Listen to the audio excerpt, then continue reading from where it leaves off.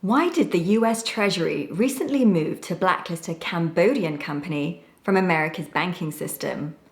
And why should you care? In this video, I'll break down the story of Huione Group, one of Cambodia's most notorious financial conglomerates, and draw the bigger picture, rampant fraud that's going global. Whether you're a banker or a regular bro, these fraudsters don't discriminate when it comes to their victims. If you're new to my channel, my name is Farah, and I connect the dots between global economic events and their real-world impact on your daily life.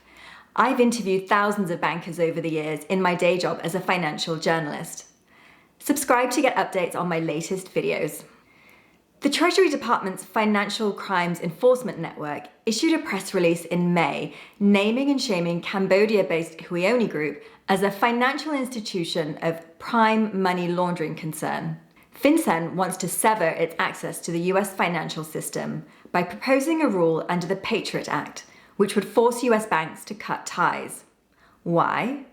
Because Huione was allegedly helping cybercriminals, from North Korean hackers to online fraud rings, launder billions in stolen funds.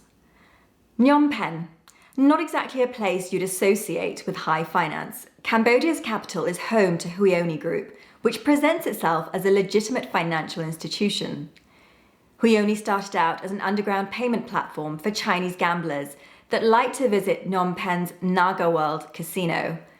However, it quickly started facilitating opaque cross-border crypto transactions and became a popular laundromat while continuing to present itself as a financial technology provider. According to FinCEN, Huione Group is a critical node for criminal networks, basically a one-stop shop for crooks to wash dirty money. Over just a few years, Huione allegedly laundered at least $4 billion in illicit proceeds. This wasn't petty crime money either. About 37 million of that was crypto looted by North Korean hackers, and another 36 million came from crypto investment scams, including so-called pig butchering scams. The name comes from a Chinese phrase, sha zhu pan, meaning to butcher a pig, and it started as slang among Chinese cybercriminal circles around 2019. Pig butchering refers to the practice of fattening up a pig before slaughter. The pig is the victim, and the scammers spend weeks or months fattening them up with fake affection, friendship, and trust before cutting them down and taking all their money. It's essentially a combination of a romance scam and an investment scam rolled into one long con. And it has become hugely prevalent. US officials say this Cambodia-based firm has been acting as a hub for laundering money from cyber heists and fraud schemes around the world. Treasury Secretary Scott Bessent called Huione the marketplace of choice for hackers and fraudsters who've stolen billions of dollars from everyday Americans. Even bankers aren't immune. Shan Haynes from Kansas ended up embezzling $47 million from his own bank to keep investing in what turned out to be a pig butchering scam. The former CEO of Heartland Tri-State Bank is now in prison after pleading guilty to embezzlement. And a heartbreaking example from the UK, a former police officer took his own life after losing about £100,000, his entire pension, to a crypto romance scam.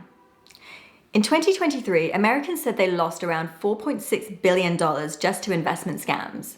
Researchers in Texas have estimated that pig butchering scammers worldwide have likely stolen over $75 billion from victims in the past 4 years.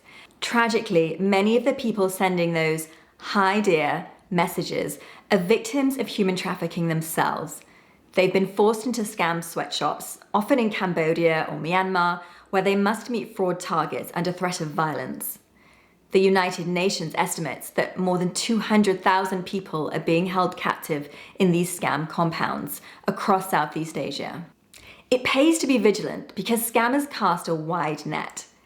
Huione was exposed by crypto crime investigator Elliptic in July 2024, yet the mobile app was still available to download on the Google Play Store and the Apple Play Store until mid-January this year. They were delisted, but the platform is still operating on Telegram, which is notorious for attracting scammers. I was able to find them easily using a simple search. The popular chat app has come under fire for not doing enough to kick scammers off its platform.